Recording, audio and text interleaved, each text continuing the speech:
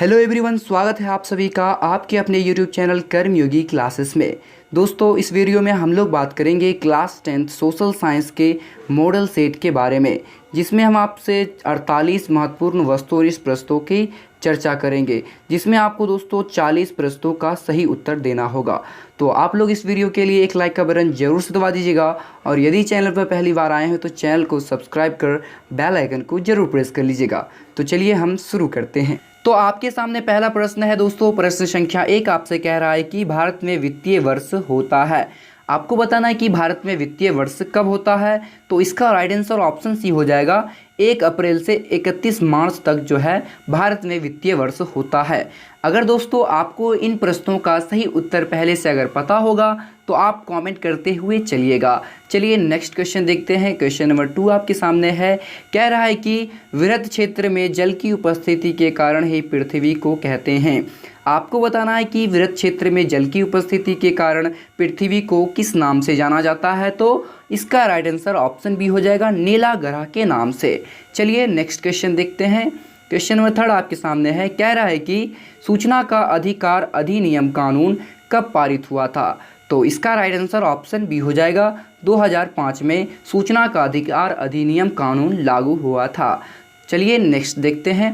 Question number 4 आपके सामने है, कह रहा है कि वर्तमान में नेपाल की शासन प्रणाली क्या है।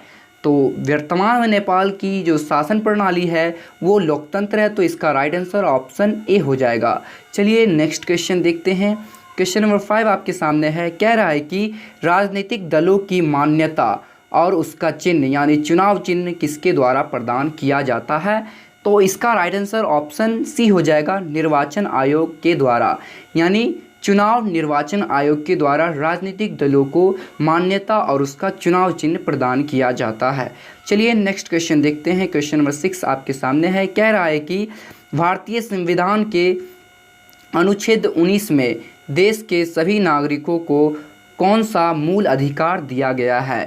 तो संविधान के अनुच्छेद 19 में देश के सभी नागरिकों को स्वतंत्रता का अधिकार दिया गया है। तो इसका ऑप्शन ए जो है वो बिल्कुल राइट हो जाएगा। चलिए नेक्स्ट देखते हैं। क्वेश्चन नंबर 7 आपके सामने है, कह रहा है कि टीपू सुल्तान शासक थे। आपको बताना है कि टीपू सुल्तान जो थे वो कहाँ के शासक थे। तो इसका राइट आंसर हो जाएगा ऑप्शन ए, मैसूर के। चलिए नेक्स्ट देखते हैं। क्वेश्चन नंबर 8 आपके सामने है, कह रहा है कि जलियांवाला बाग हत्याकांड कब हुआ था। तो जलियांवाला बाग हत्याकांड दोस्तों 13 अप्रैल 1919 ईस्वी को हुआ था। तो इसका राइट आंसर ऑप्शन ए हो जाएगा। चलिए नेक्स्ट देखते हैं। क्वेश्चन नंबर 9 आपके सामने है, कह रहा है कि निम्नलिखित नदियों में से किसे बिहार का शोक कहा जाता है। तो इसका राइट आंसर ऑप्शन सी हो जाएगा, कोसी नदी को बिहार का शोक कहा जाता है।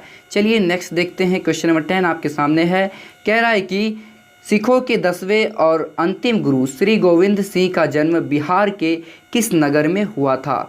तो इसका राइट आंसर ऑप्शन सी हो जाएगा, पटना में। चलिए नेक्स्ट क्वेश्चन देखते हैं।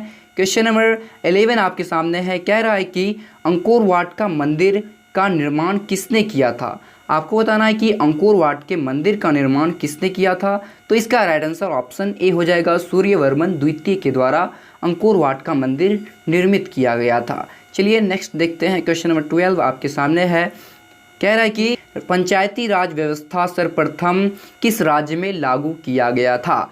आपको बताना है कि पंचायती राज व्यवस्था जो है वो सर्वप्रथम किस राज्य में लागू की गई थी। तो इसका राइट आंसर ऑप्शन ए हो जाएगा, राजस्थान में। सर्वप्रथम पंचायती राज व्यवस्था राजस्थान में लागू किया गया था।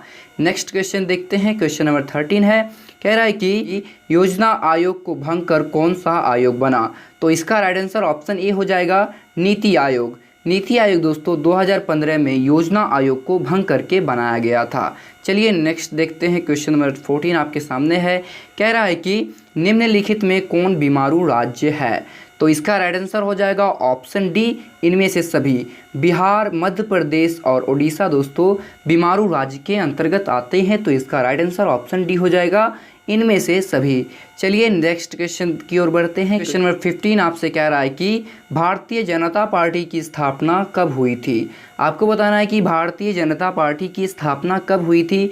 तो इसका राइट आंसर ऑप्शन बी हो जाएगा 1980 ईस्वी में भारतीय जनता पार्टी की स्थापना हुई थी। नेक्स्ट क्वेश्चन देखते हैं। क्वेश्चन नंबर 16 आपसे कह रहा है कि अंतर्राष्ट्रीय महिला दिवस किस तिथि को मनाया जाता है।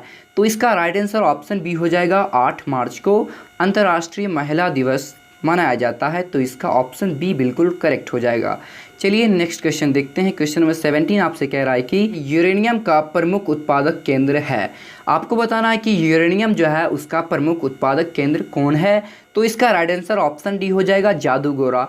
यूरेनियम का प्रमुख उत्पादक केंद्र जादूगोरा है। चलिए नेक्स्ट देखते हैं। क्वेश्चन नंबर 18 आपके सामने है। कह रहा है कि सुनामी कहाँ आता है। आपको बताना है कि सुनामी कहाँ आता है। तो इसका राइट आंसर ऑप्शन बी हो जाएगा समुद्र में। सुनामी समुद्र में आता है। चलिए नेक्स्ट क्वेश्चन देखते हैं। क्वेश्चन नंबर 19 आपसे कह रहा है कि लोकतंत्र की सफलता निर्भर करती है। आपको बताना है कि लोकतंत्र की जो सफलता है वो किस चीज़ पर निर्भर करती है। तो इसका राइट आंसर ऑप्शन सी हो जाएगा नागरिकों की विवेकपूर्ण सहभागिता पर लोकतंत्र की सफलता निर्भर करती है। तो इसका राइट आंसर ऑप्शन सी हो जाएगा। चलिए नेक्स्ट क्वेश्चन देखते हैं। क्वेश्चन नंबर 20 आपसे कह रहा है कि किसने कहा बिहार के विकास के बिना भारत का विकास संभव नहीं है। तो ये कहा था दोस्तों डॉक्टर APJ अब्दुल कलाम ने। तो इसका ऑप्शन ए जो है वो बिल्कुल राइट हो जाएगा।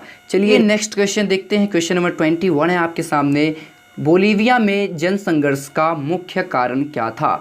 आपको बताना है कि बोलीविया में जो जनसंघर्ष हुआ था उसका क्या कारण था। तो इसका राइट आंसर ऑप्शन ए हो जाएगा पानी की कीमत में वृद्धि के कारण बोलीविया में जनसंघर्ष हुआ था। तो इसका ऑप्शन ए जो है वो बिल्कुल राइट हो जाएगा। चलिए नेक्स्ट क्वेश्चन देखते हैं। क्वेश्चन नंबर 22 है आपके सामने। कह रहा है कि भारत का राष्ट्रीय पक्षी कौन है। तो इसका राइट आंसर ऑप्शन ए सी हो जाएगा मोर। मोर जो है दोस्तों हमारे भारत का जो है वो राष्ट्रीय पक्षी है। चलिए नेक्स्ट क्वेश्चन देखते हैं। क्वेश्चन नंबर 23 आपके सामने है। कह रहा है कि संजय गांधी जैविक उद्यान किस नगर में स्थित है। तो संजय गांधी जैविक उद्यान जो है वो पटना शहर में स्थित है। तो इसका ऑप्शन डी बिल्कुल राइट हो जाएगा। चलिए नेक्स्ट क्वेश्चन की ओर बढ़ते हैं। क्वेश्चन नंबर 24 आपके सामने है। कह रहा है कि वेदों की और लौटो का नारा किसने दिया था। आपको बताना है कि वेदों का और लौटो किसने कहा था। तो ये कहा था स्वामी दयानंद सरस्वती ने। तो इसका ऑप्शन सी बिल्कुल करेक्ट हो जाएगा। चलिए नेक्स्ट क्वेश्चन देखते हैं। क्वेश्चन नंबर 25 है आपके सामने। कह रहा है कि गुटेनबर्ग का जन्म हुआ था। तो आपको बताना है कि गुटेनबर्ग का जो जन्म हुआ था वो कहाँ हुआ था। तो इसका राइट आंसर ऑप्शन बी हो जाएगा जर्मनी में गुटेनबर्ग का जन्म हुआ था। चलिए नेक्स्ट क्वेश्चन देखते हैं। क्वेश्चन नंबर 26 आपके सामने है। कह रहा है कि सांप्रदायिक राजनीति आधारित होती है। तो सांप्रदायिक राजनीति दोस्तों धर्म पर आधारित होती है। तो इसका ऑप्शन ए बिल्कुल राइट हो जाएगा। चलिए नेक्स्ट क्वेश्चन की ओर बढ़ते हैं। क्वेश्चन नंबर 27 आपसे कह रहा है कि निम्नलिखित उद्योगों में से कौन सी कृषि पर आधारित नहीं है। तो कृषि पर एकमात्र उद्योग आधारित नहीं है वो उद्योग है सीमेंट उद्योग। तो इसका ऑप्शन बी जो है वो बिल्कुल करेक्ट हो जाएगा। चलिए नेक्स्ट क्वेश्चन देखते हैं। क्वेश्चन नंबर 28 है आपके सामने। कह रहा है कि वॉर एंड पीस जो है वो किसकी रचना है। आपको बताना है कि वॉर एंड पीस किसकी रचना है। तो इसका राइट आंसर ऑप्शन बी हो जाएगा लियो टॉल्स्टॉय की। लियो टॉल्स्टॉय ने वॉर एंड पीस की रचना की है। चलिए नेक्स्ट क्वेश्चन देखते हैं। क्वेश्चन नंबर 29 है आपके सामने। क्वेश्चन नंबर 29 कह रहा है कि नोबेल पुरस्कार से सम्मानित बांग्लादेशी अर्थशास्त्री कौन है। तो वो हैं दोस्तों प्रोफेसर मोहम्मद यूनुस।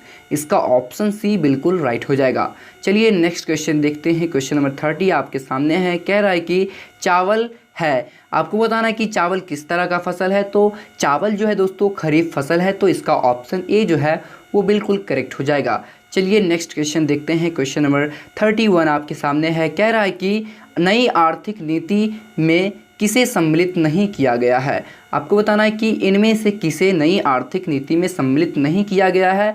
तो वो है नियंत्रित अर्थव्यवस्था। यानी ऑप्शन ए बिल्कुल राइट हो जाएगा। नियंत्रित अर्थव्यवस्था को नई आर्थिक नीति में सम्मिलित नहीं किया गया है। चलिए नेक्स्ट क्वेश्चन देखते हैं। क्वेश्चन नंबर 32 है आपके सामने। सौर ऊर्जा निम्नलिखित में से कौन सा संसाधन है। आपको बताना है कि सौर ऊर्जा निम्नलिखित में से कौन सा संसाधन है। तो ये संसाधन है नवीकरणीय।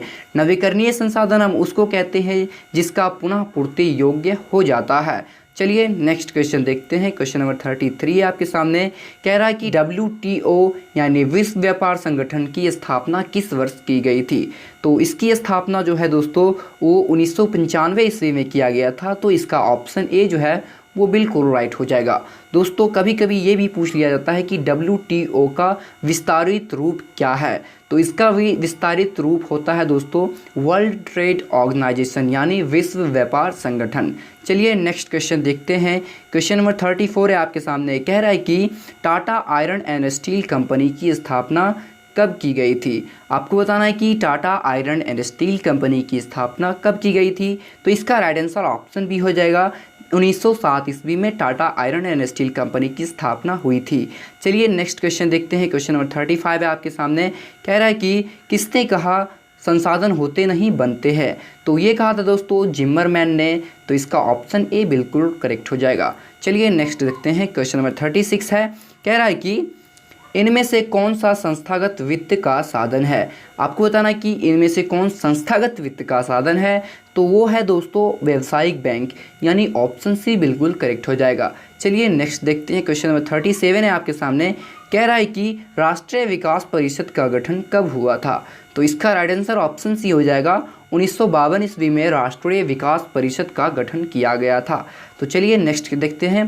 क्वेश्चन नंबर 38 है आपके सामने कह रहा है कि सविनय अवज्ञा आंदोलन की शुरुआत किस यात्रा से हुई थी। तो इसका राइट आंसर ऑप्शन सी हो जाएगा 1930 ईस्वी में शुरू हुआ था और दांडी यात्रा से शुरू हुआ था यानी इसका ऑप्शन सी बिल्कुल राइट हो जाएगा। चलिए नेक्स्ट क्वेश्चन देखते हैं। क्वेश्चन नंबर 39 है आपके सामने कह रहा है कि निम्न में से किसको प्राथमिक क्षेत्र कहा जाता है। तो कृषि क्षेत्र को दोस्तों प्राथमिक क्षेत्र कहा जाता है यानी इसका ऑप्शन बी जो है वो बिल्कुल राइट हो जाएगा। चलिए नेक्स्ट क्वेश्चन की ओर बढ़ते हैं। क्वेश्चन नंबर 40 आपके सामने है कह रहा है कि प्राथमिक ऊर्जा का उदाहरण कौन सा नहीं है। आपको बताना है कि प्राथमिक ऊर्जा का उदाहरण निम्न में से कौन सा नहीं है। तो विद्युत दोस्तों प्राथमिक ऊर्जा का जो उदाहरण नहीं है, प्राथमिक ऊर्जा का उदाहरण नहीं है। तो इसका ऑप्शन बी जो है वो बिल्कुल राइट हो जाएगा।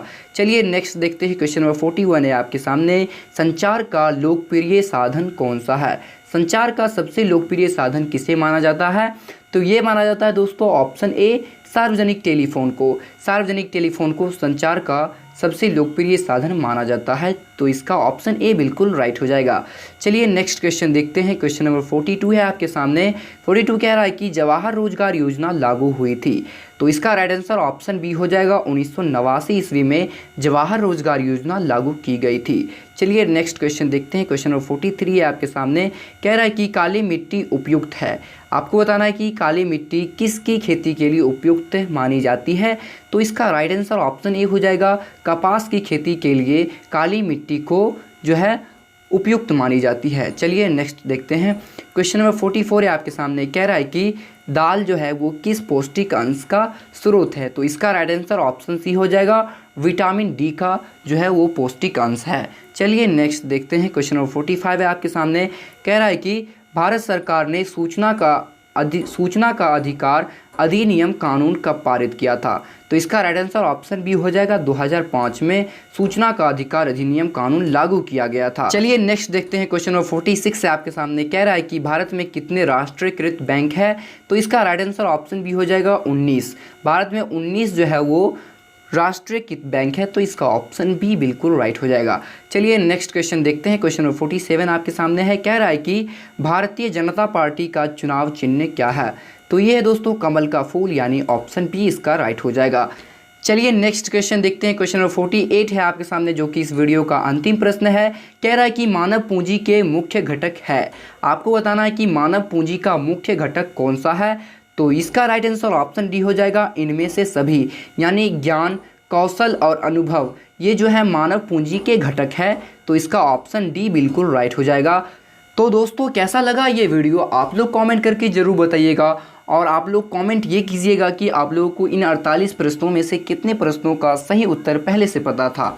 तो मिलते हैं किसी नेक्स्ट वीडियो में, तब तक के लिए धन्यवाद।